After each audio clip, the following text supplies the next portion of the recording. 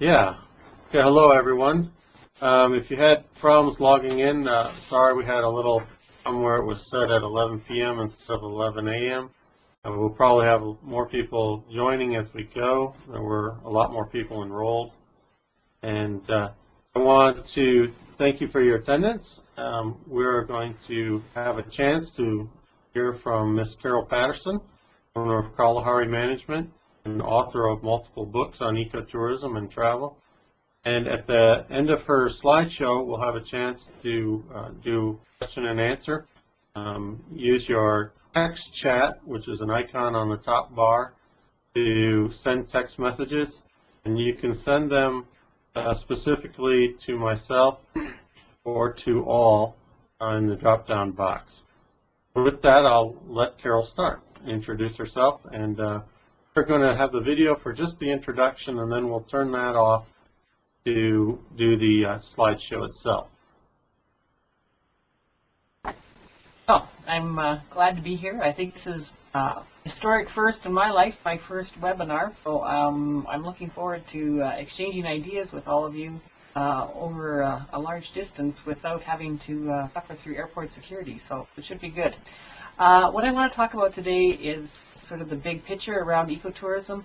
As Miles pointed out, I've written numerous books, and I've been working in this field now for close to 2 decades, and I've seen a lot of changes. And like anything, it's continuing to change. And we all know that this last year has been a really tough one for people in the tourism industry. Unfortunately, I've seen businesses close up and leave as a result of some of the economic problems that they're facing. But I've also seen other businesses that are surviving, and some of them are thriving and growing. So what I'm going to share with you today is just a few things, because we have a limited time, but just some of the trends that I see and some strategies that I think are worthwhile considering for your businesses that might help with what I think is a pretty challenging environment right now. Anyways, I think what I'll do is I'll start the PowerPoint now, and as Miles said, we'll have time for questions at the end. But like I say, I'm going to start with some of the things I've seen around what I call paradigm shifts and contradictions. So it becomes very challenging to try and plan your next year's activities and to expand your business. And when you see these things that say seem to be opposites. So we hear people talk about the environment, and that should be really good for those of us that are working in ecotourism, because hey, now everybody's talking about the environment. And yet at the same time, what we find is that people don't translate that value into travel patterns. So don't ask about your environmental policies.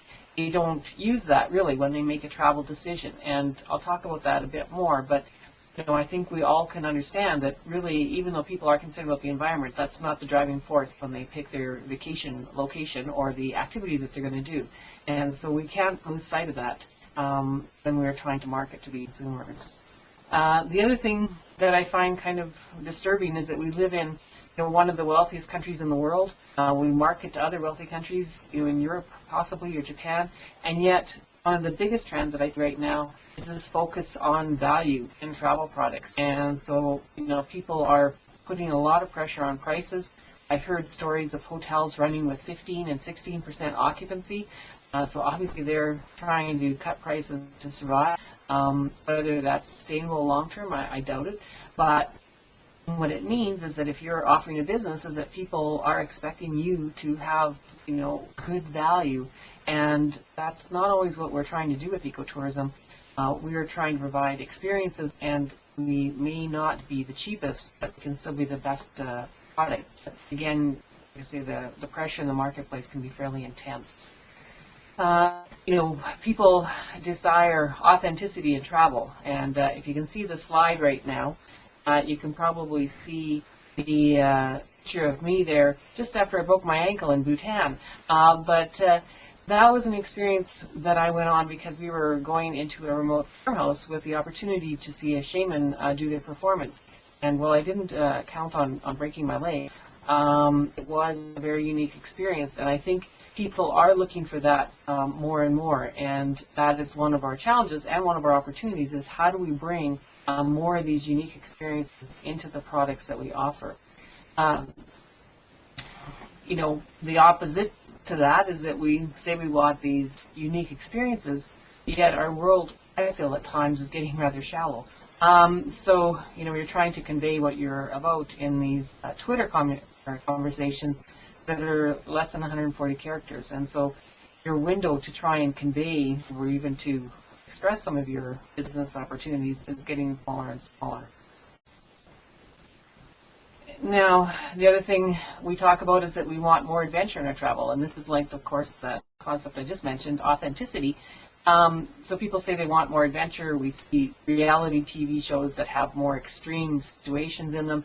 You can look to Survivor Man as an example of, a cult following, where people take this really extreme adventure. However, the reality is most people don't want to leave this plug in the wall. And, this is, I think, a concern that's going to follow us for the next 10 to 20 years as we see a change from a rural of country to one that's very much urban. And if you've read the book Last Child in the Woods, you'll hear the author talk about children saying that they don't want to leave the indoors because that's where the fun is, because they can plug in their games and all of the electronics that they have. And even people that are offering ecotourism products are not unaffected by this, because I hear stories of people who have remote lodges that are having to put in high-speed internet because the customers that come there expect to stay in touch with the modern world, and their jobs may demand it. So we have to somehow have these adventurous activities, but yet still not become unconnected from the power grid. So how do we succeed within a challenging environment like this? Well, a couple of strategies I'm going to talk about today. One of them is the development of regional strategies. And I know this is nothing new. We've heard people talk about the need to have partnerships and to work together, but we don't often see it actually unfold successfully. An example I'll give you here, since our theme is about global trends around the world, is Iceland, which many of you have probably heard about recently because of their banking challenges. But Iceland has done a very good job of marketing their country as a destination, even though they're very hard to get to. And part of that is a partnership with their airline, which offers the opportunity to stop in Iceland on your way to Europe. And so for no extra airline fee, you can break your trip to Europe with a stop in Iceland. And it's been very successful. But what they've developed, though, is a type of tourism where people come for 2 days or 3 days or 5 days, kind of the maximum. And what they do is they tour around the capital, which you can see in the slide on the bottom left-hand corner, or they've managed to convince people that they can do a ring road trip, which there's a highway that fills the country. And so people that are really adventurous or have a lot of energy try and cover the country in 5 days. It's not a real comfortable trip if you go at that pace, and it also leaves out a lot of the rural areas because they're not on that highway, and even if they are close to it, people don't have time to come and see them. So a project that I worked on in the last couple of years was helping them develop regional strategies to bring people into some of these rural areas. And so we started with a process where we identified some of the resources in these areas. Hopefully you're seeing a slide right now with a very lovely harbor. This is found very close to the Arctic Circle in the community of Husavik, and they actually consider themselves to be the whale watching capital of Europe. Now, they do have some tremendous natural attractions, but on their own, it's difficult to convince people to come that far just for, a 2-hour whale watching trip. So what we did was we developed an inventory of the different resources in the community, or communities, and we mapped them. And so using some of the university resources in the area, we took the different items. Here you can see hiking and horse riding, and basically plotted them so that you could see the natural partnerships that might exist, or where there was sufficient number of these to actually create themes and itineraries for travelers. And so hiking and horse riding was one. We did birding, and as you can see, they've developed a birding brochure to go with that. I know in Texas there's already a tremendous amount of development around the birding, but some of the other things that can come out of this is the linking, with the local culture and some of the other attractions. This is a sign from their national park, which is just recently created and actually is now the largest park in Europe. which is fairly attractive for tourists that don't have a lot of space. But one of the things that we saw happening was when we provided the inventory and showed people, here's what's out there, and here's some of the natural routes that we see, and some of the natural, not natural, but some of the themes you might want to consider was the linking of, say, hiking in some of the national parks with some of the agritourism attractions in the area. And so what you see in front of you now is not a very well-kept sign, but that is the Macau Cafe. And so what you see at the back of the cafe, where those people are looking, is the cow that you can see here. So this is a woman, lady of the farm, who decided to start a business venture. They had a dairy farm. And so what she did was she took the cow barn and she cut it in half. And so on one half lives the cows, and on the other half she built a restaurant. So you can see some people in here having, we've just stopped here for afternoon break, so they're having tea and coffee and some goodies. And I don't know if you noticed that in the picture to the back there, you can see some woolen goods, which are for sale, hanging over top of a rack. That isn't just a rack. What that rack is doing is taking the milk from the cows, which you can watch through this glass. You can see the Coca-Cola container there, and behind that is the back end of the cow being milked. And so the milk comes from the cow through the barn and into the kitchen. It goes through processing of some sort, and then it is used for the products. And it's funny because the woman who owns it, she said, nobody believed me when I said I could make money by having people eat while looking at the back end of cows. But she's been wildly successful with this program. And they now have, I believe, 10 to 15 full-time staff in the summertime. In the wintertime, they have part-time people. And she says that right now, she makes more money from the tourists coming than she does from the cows. And she could actually afford to get rid of the cows, but she can't because the cows are part of the theater that goes with this attraction. And the next slide here that I'm showing you just is some of the food that she's now featuring in her cafe. The Icelandic pancake there with the jam on it is a local delicacy. Some fish that's been caught in the ocean. And then underneath that is that brown bread there is actually what they call a steam bread. And they grow that locally because Iceland has a lot of geothermal activity. And so what they're able to do is just take bread dough and bury it in the ground, and it cooks from the heat of the ground. And so people get quite a charge out of sampling this local cuisine. So again, like I say, kind of an unusual attraction, but they've been very successful, even with the state of their economy, because what they were able to do with the identification of these different resources was come together with some help of some facilitators and build, like I say, a series of attractions linked together that has been actually very successful. So even when the economy collapsed, their tourism revenues have actually stayed the same or increased slightly. And so it's been quite successful. They're actually looking now at rolling this out in the other regions because they've had so much success in the Northeast with it. Now, another strategy that sort of follows from this is if you're going to look for partners, why not look for those that can help you reach markets with less money? And so one of the bigger brands that I would encourage you to think about is this one here, National Geographic. And I don't think there's any person on the planet who's able to read that wouldn't recognize that little yellow square that is on the edge of all the National Geographic magazines. And so what the National Geographic has provided is this tremendous opportunity for destinations to sort of build on their brand and to take advantage of the loyal following that National Geographic has. And so they've come up with the concept of geotourism, which they define, as you can see there, tourism that sustains or enhances the geographical character of a place, its environment, culture, aesthetics, heritage, and the well-being of its residents. To me, that's a very similar definition to ecotourism, and it's a natural partner for organizations to work with National Geographic. They have the National Geographic Travel Magazine. I mean, they are in the travel business. So what they are letting people do is to partner with them by adopting these geotourism charters. And so you can see a little bit there on that slide about how the first step is to develop the charter. It does require governments to get involved, but it doesn't require a lot of financial commitment, and the benefits can be fairly substantial. Now, this has been done in my neck of the woods here, where we have the Geo Tourism destination called Crown of the Continent. And so what you can see is it's a combination of Alberta, British Columbia, and Montana coming together to offer people a geotourism destination based on mountain experience, as well as some ranching history and some Aboriginal tourism. And the website is quite effective.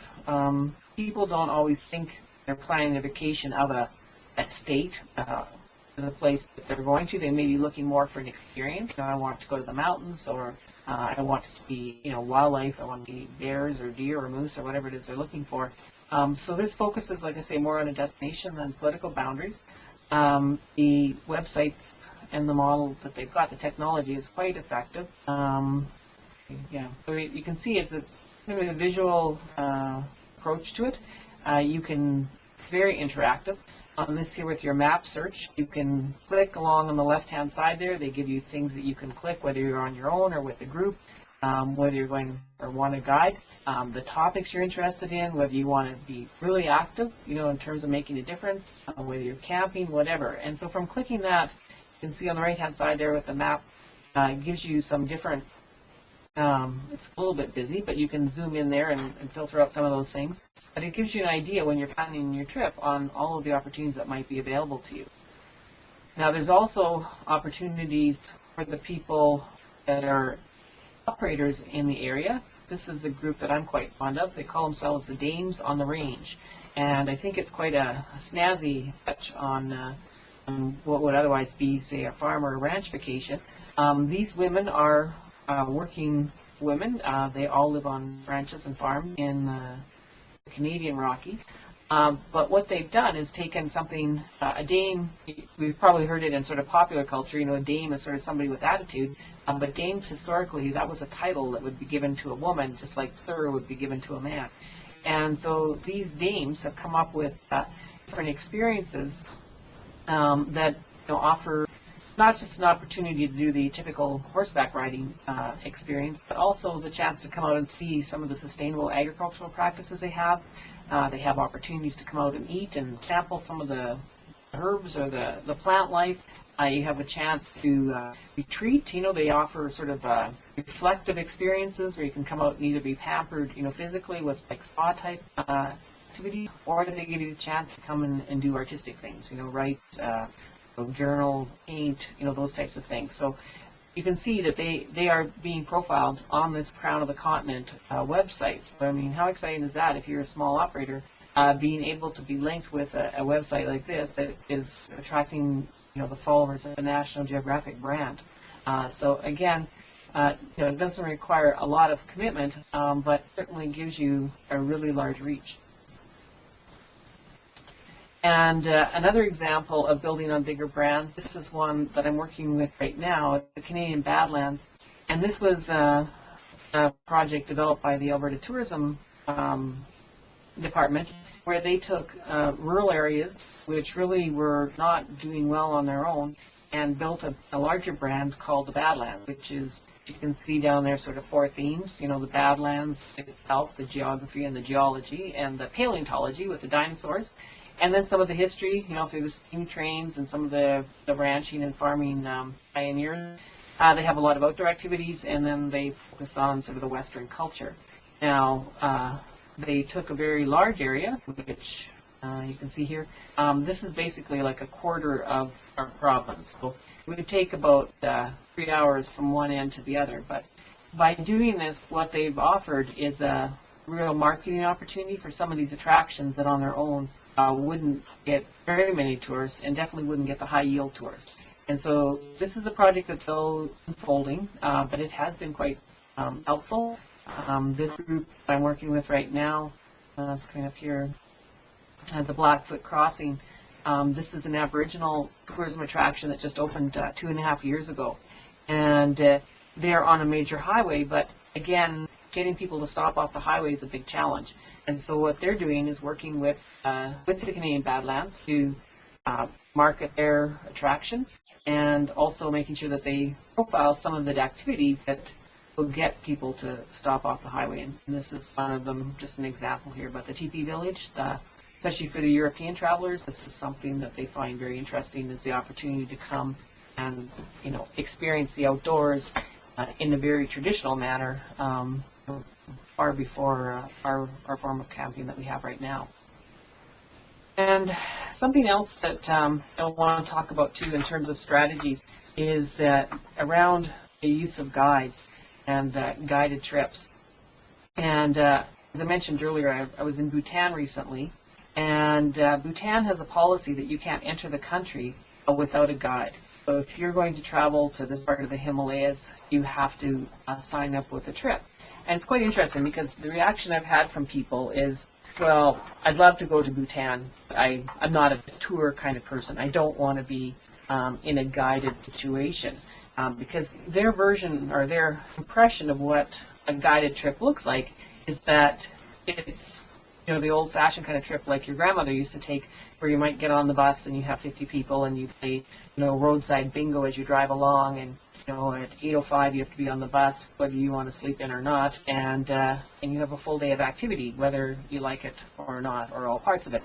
So a lot of people, when you talk about guided trips, that's sort of the thing that comes to mind, and that isn't it doesn't have to be the experience. When I show people my pictures or when I talk to them, I say, well, how would you feel about a guided trip if you found out the guided trip was you and your traveling companion, a driver, you don't have to worry about the roads, and your own personal guide, that will customize the trip as you're traveling. And when you tell it that way, all of a sudden people are like, yeah, I want to go there. And so I think we have to kind of, get the concept of guiding across in a way that appeals to people, and to talk to them about what the new group travel is. And this slide isn't coming up right now, so I'm just going to go across to the next one. Hopefully we'll see something there. But this concept of mass customization.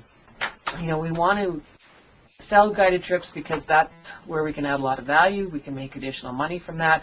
At the same time, how do we do it in a way that we don't spend too much time on it? And it's interesting. Some companies are now redefining groups to be anything 2 people or more as a group. So if you could see the slide, which you can't right now, but it would, 2 examples I'll point out, you might want to go to their websites afterwards and have a look, is Anderson Vacations, which is based here in North America and has shown rapid growth because they do have the traditional guided trips, but they also give you the chance to customize a trip for your group of 2 people, and they take a lot of the pre-planning out of it for you, or a lot of the hassle out of it. Another group that I've worked with is Borneo Ecotourism, and that's in Borneo, and I know you may not think it applies to Texas, but it does. If you look at their offerings, the way they've set it up is kind of like a cafeteria menu, and you can go in there and pick 2 days of wildlife watching and 2 days of whitewater rafting and 2 days of hiking and put together your trip. And I think we need to do more of that. To me, that's the difference I see between some of the destinations that are getting started and those that are really profiting more, is by making it that easy for the tourists to have those authentic experiences, but to customize it the way they want and to take advantage of the guides. So there we go. Mine is now showing up. As part of these strategies, I think we need to also look at how we bring in culture into sort of the nature experience, because that can be what distinguishes your nature destination versus another nature destination, is sort of the culture that goes with it. And it's showcasing some of the small details. That can be in the writing that's on your website. It can be in the way you offer your products. Like, do you have local artisans? Do you have their jams in your bed and breakfast? Do you have the artwork of local artists, on the walls of your business? Those are just some of the small things that can be very helpful. This is a Western example here where they've gone from just your traditional sunset fur ride to putting on a spectator rodeo. And this is something that I've just seen develop in the last couple of years, where people are actually creating events for tourists as opposed to having the tourists go to scheduled events. And it seems to be very popular because you can set it up in a different way than perhaps a traditional event. And so these rodeos where you can get a chance to see cowboys, testing their athletic skills and those of their horses, is very exciting for people that come from a far distance. It's probably more appropriate for, say, the long-haul tourist than maybe the shorter range market. At the same time, that can be something that really builds on that experience. It showcases the natural environment, and it also gives people that reason to stay in the area longer. And something that New Zealand is doing, which I find quite interesting, they're very innovative. They've been very successful with their branding. If you followed their 100% Pure campaign, they were one of the first to focus on ecotourism, values in terms of their marketing. And they've also been very good in terms of getting over some of the challenges they have been so far from large tourism markets. Anyways, one of their newest initiatives here is something they call creative tourism, which is really cultural tourism and nature. If you look down at the bottom, they've got some of the traditional categories you might expect to see, like nature and art. They've also incorporated the Maori culture and taste. And so they call it creative tourism because it is more interactive and allows people to sort of create and express a different side of themselves. And so you can see they're seeing there on the right-hand side, I hear and I forget. I see and I remember. I do and I understand. And so that is for the tourist that's looking to get a bit more involved than to just, drive by and look at these things. How do they get involved, and how do they, really have a unique experience? And so that's been quite successful. It's a relatively new initiative. It's only been rolled out in the last year or two. But here is some information on some of the things you might see under taste. So they've got some things you might not think about as being part of a tourism experience. The magic of olive oil, like new, right? That you might spend your afternoon spending time learning about olive oil in New Zealand. Not the first thing that comes to mind for me, but I do know, especially with the demographics, as people are getting older, culinary tours and this taste experience, it can become an important part of a vacation. So just something that, we might want to think about as a different way to engage people. So, not just having the landscape, but showing them what they can do within the landscape. I remember a few years back, Australia had this challenge, that people could associate the destination with some very large geographic or natural features such as the Great Barrier Reef and Ayers Rock and Sydney Opera House. But one of the challenges they had was people didn't know what to do in that environment. And so it looks like New Zealand has come up with some good ideas here in terms of how you can actually experience a landscape. So maybe something that we can learn from that as well. So just a quote that I wanted to sort of wrap up the formal part of my presentation with. This is from Richard Bangs, and many of you probably are aware of him. He is one of the pioneers and the visionaries, I guess, in our industry. He started Mountain Travels Quebec, and he is, of course, very supportive of ecotourism and has been doing it for most of his life. But his thoughts here, I think we need to keep in mind. He says, most people won't be compelled to visit a place because it uses certain light bulbs or soap or low-volume toilets or hires locals or carbon offsets. These are necessary and good practices. What most folks seek, I believe, are the unfathomable shadows where the wild things are. And I think that's something, that I would stress, is that we need to remember what it is people are traveling for. And I would say a lot of times it's that wow experience. This is taken from Frontiers North, which is a polar bear offering a tour up in the Churchill area. And that polar bear in your face, I have actually been up there, and I haven't had it quite that close, but I've had it down looking at my feet. And it is one of those spine-chilling experiences that you never forget. And so I think that's the thing we have to remember. Even though we are wanting to leave a better planet behind as we develop our tourism, people are making their decisions based on experience. That experiential travel is still with us, and I think it will continue to be there. The authentic part of it, what is unique about your destination has to shine through. I think just like in this advertising, I think it has to just kind of jump out there and tell people, what it is that they're going to get from their time with you. And I say, I know that takes a lot of effort, but finding the right partners can be a really big step in that direction. So anyways, I guess I'll leave that with my formal comments, and then maybe we can open it up here for some question and answer. So I'm just going to click back on the video here, and hopefully that works. Okay, thank you, Carol. This is Miles Phillips, and I'll ask if you didn't hear before, what we'd like to do is take questions via the text chat box. And on your, see on the top icon bar near the right, it has a little text chat. In there, you can do something that says to all presenters or to all, and you could send us a note. If that just isn't working, you can hit Control key and do a voice in question.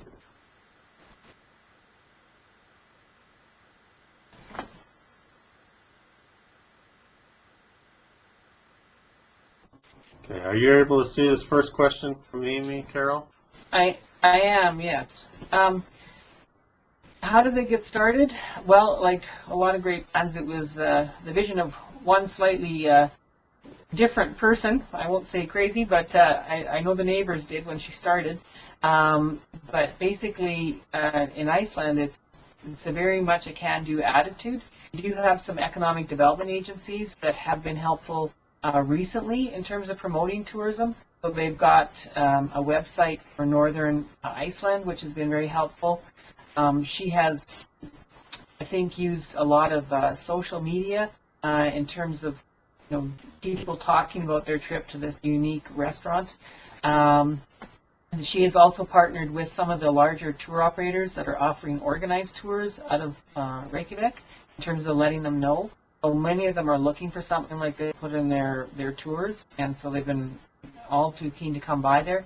She can't handle huge groups, but she can handle perhaps one bus at a time. So anyways, like I say, as far as getting started, it was mainly just equity.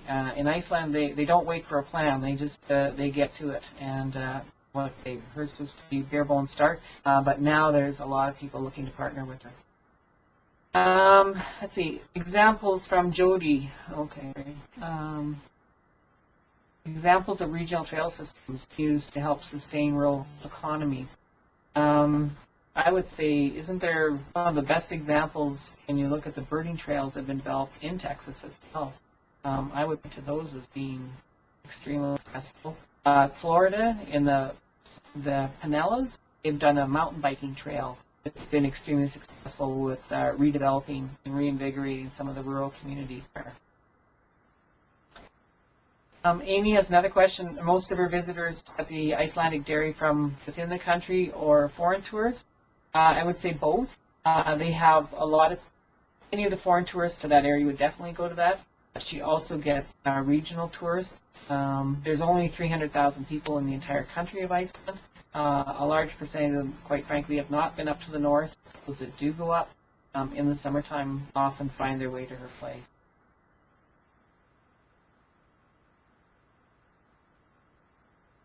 Stan. Hi, Stan.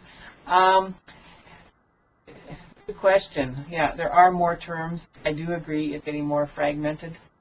I think the key thing is just to stay on top of the trends. But I mean, to me, themes that I see continuing are the word experience. Like, I don't know about authentic. I mean, people know when they had one, I guess. Authentic is very different for different people, and some would argue that what we sell as authentic is probably not really. But I think the things around discovery, experience, education, the opportunity to learn and to renew oneself, I think those are terms that are very popular with travelers now, and just the word value. But I guess my feeling is that it's a case of, especially using images and to try and convey the essences of those words, as opposed to getting too hung up on what the words are all the time.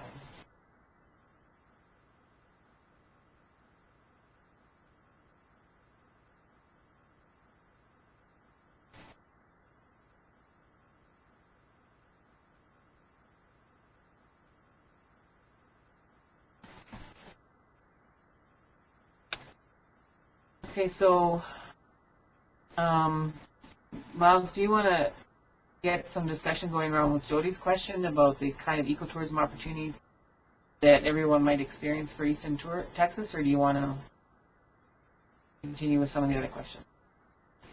Hi. Well, the question, if some of you can't see it, is what kind of ecotourism opportunities could we envision for East Texas? And we can address some of that, but I think obviously East Texas is known for the piney woods and the opportunities there. I think the key element to remember, I would support what Carol's been saying, is that this blend of understanding cultural and wildlife and nature together, all three, and I say wildlife and nature separately only in the sense that there's a lot of activities outdoors that don't necessarily involve wildlife, and it's a key to understanding how to attract people. I think for looking around, maybe what we can ask Carol, it's just the perception from Canada, from outside of Texas, of how do you, Texas has a brand, you're looking at East Texas, and it's generally not the vision, this piney woods, you don't think Texas usually. How have regions you've worked with been able to make their own sub-brand? I think you have to be very careful with brands.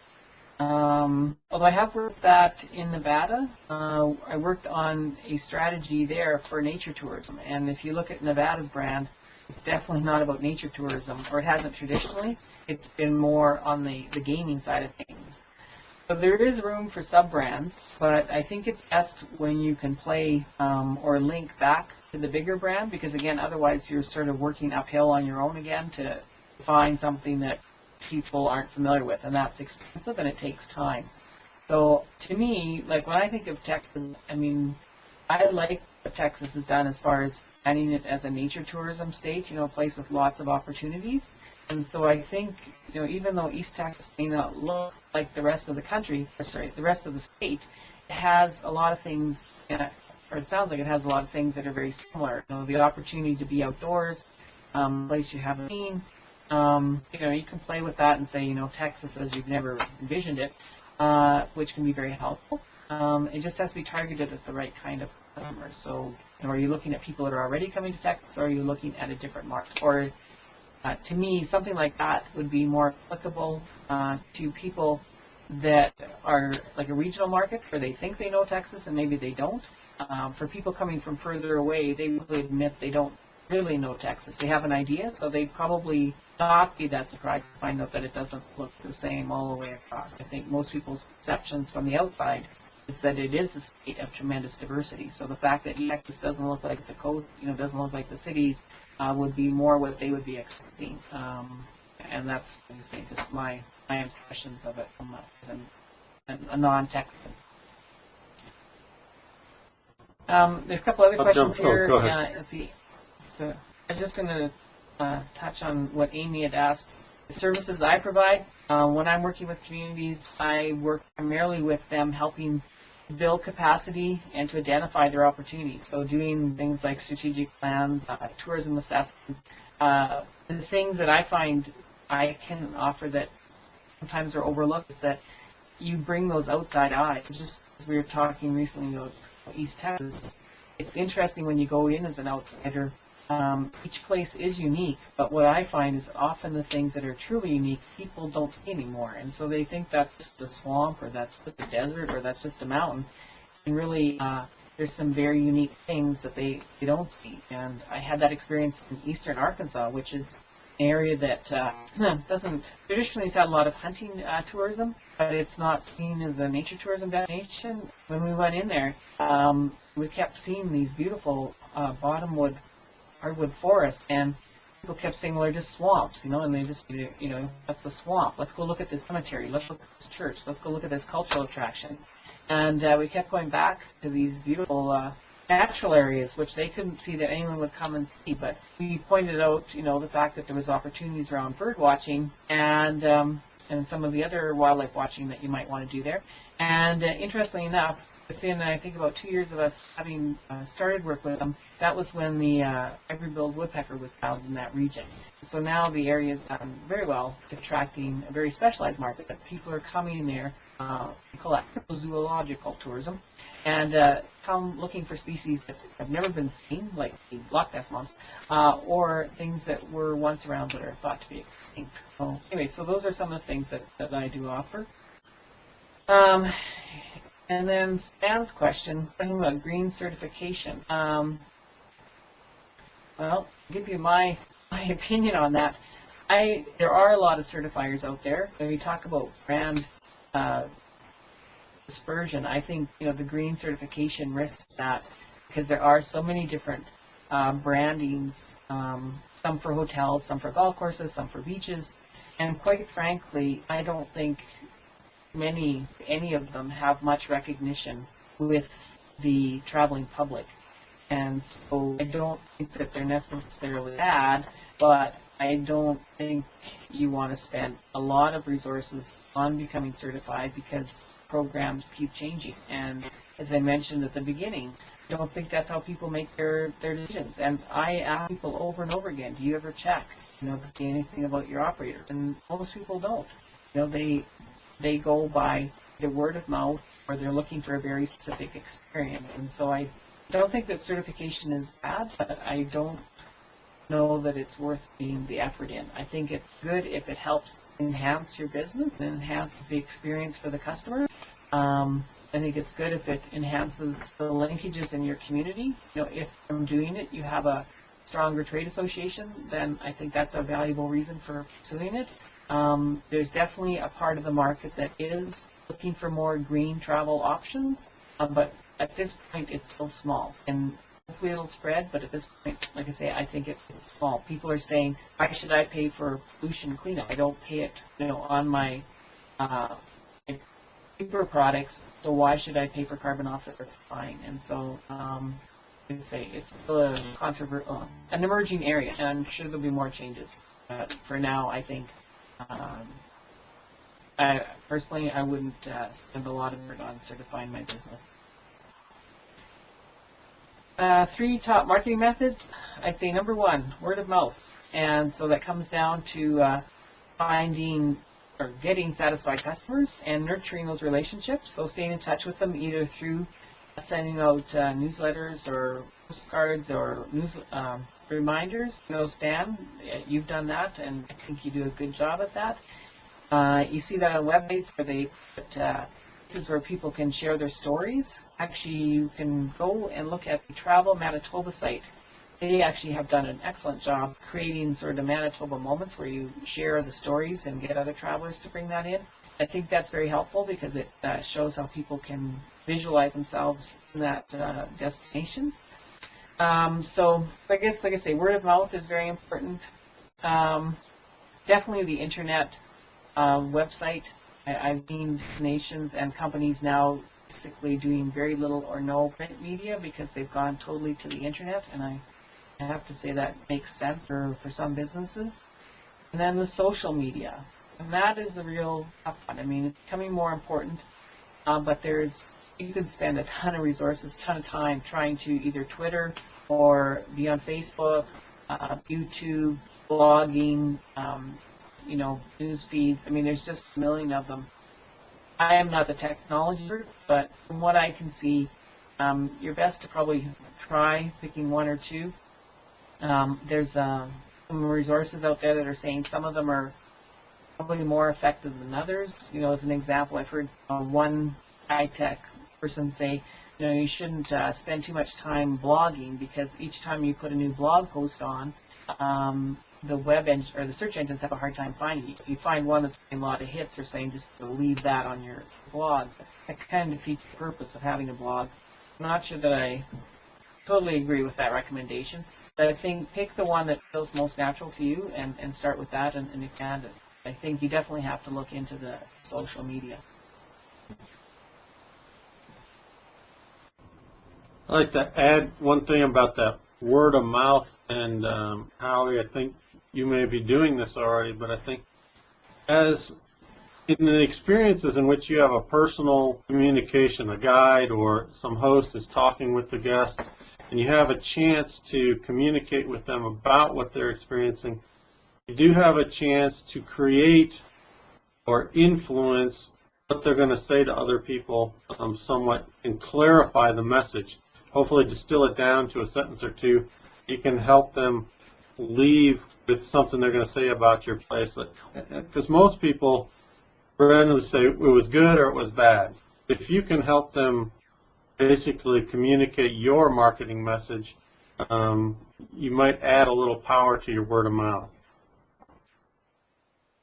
The other thing I've heard works quite well is when you're talking to these people, if it happens to be while they're with you on tour, if you can get them to just record that, if you can get an audio file of it, just one of the handheld recorders or whatever, if you can put that little bit of audio clip onto your website, I've heard from some businesses say that that's where they get a lot of their hits, that people want to hear from, Joe Blow, who went on the trip, what was the thing that they liked.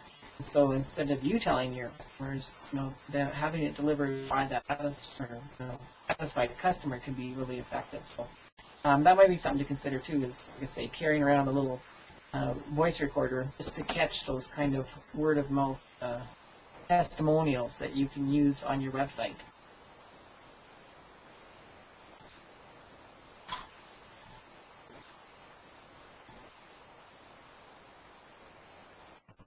I saw a hand go up. If you can text a question, go ahead.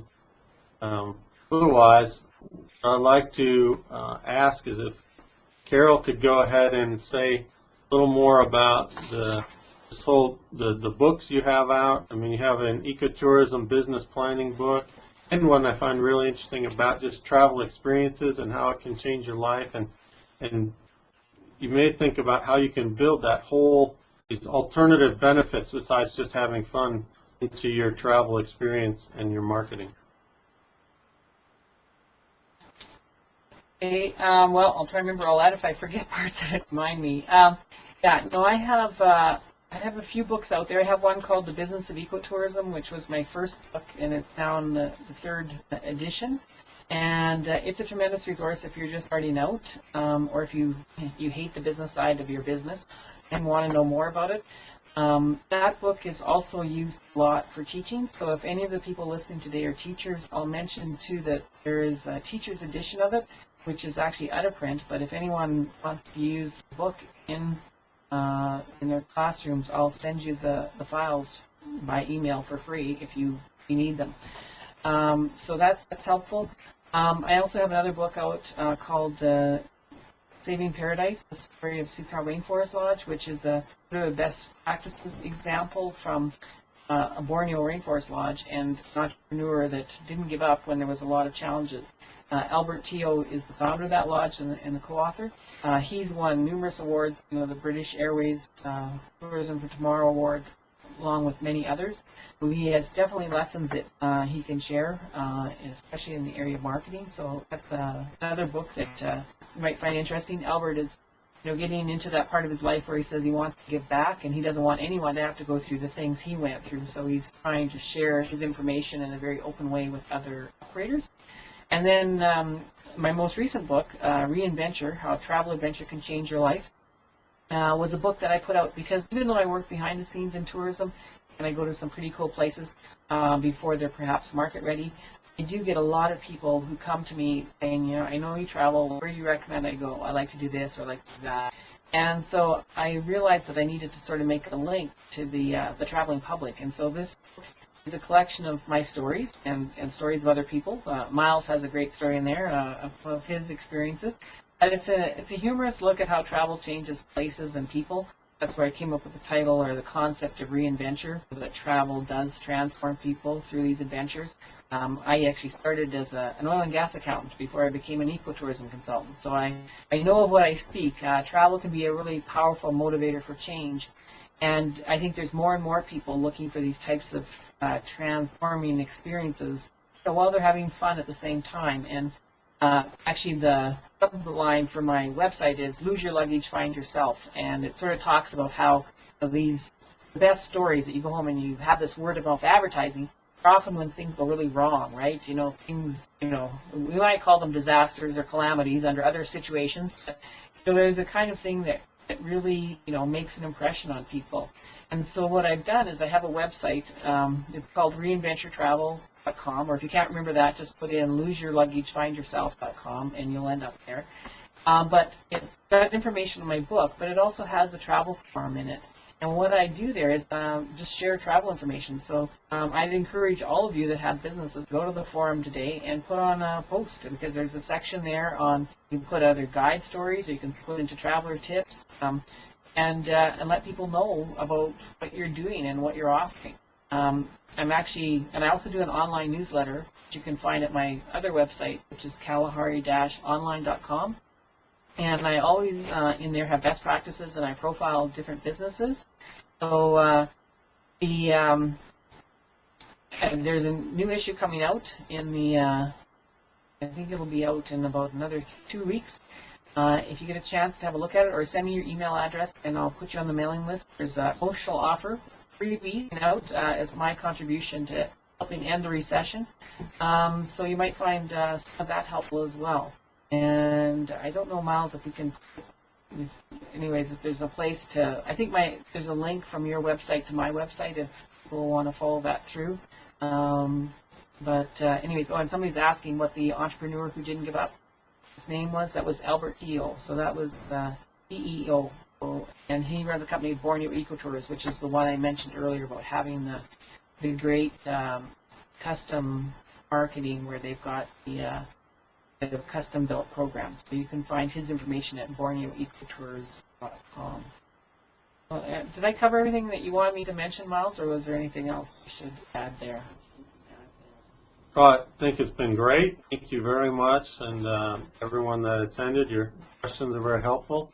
I would add, if you haven't already, for those in Texas, to visit naturetourism.tamu.edu, which is where the AgriLife Extension Program website is. Of course, visit the TTIA.org Nature Tourism Council website, which is hosting this event, and information is available there. We will hope to have a recording of this event posted, so for your friends and colleagues that didn't get a chance to log in, they should have a chance to benefit from this program also. And we will be continuing this series in March and April with additional guest speakers. So that is the end of our program for today, and thank you very much. And before you log out, I have a 3-question evaluation I'd like to try to use, and I'm going to turn that on now, see if it works. Okay. Well, I'm not even sure how you're going to answer it, so. I can see it. All right. Well, it doesn't look like, at least from my end, that you have an easy way to answer it. So I'm going to close out, say thank you, and feel free to contact me with any one-on-one questions that you may have in the future, and/or contact those other folks at TTIA, Texas Travel Industry Association.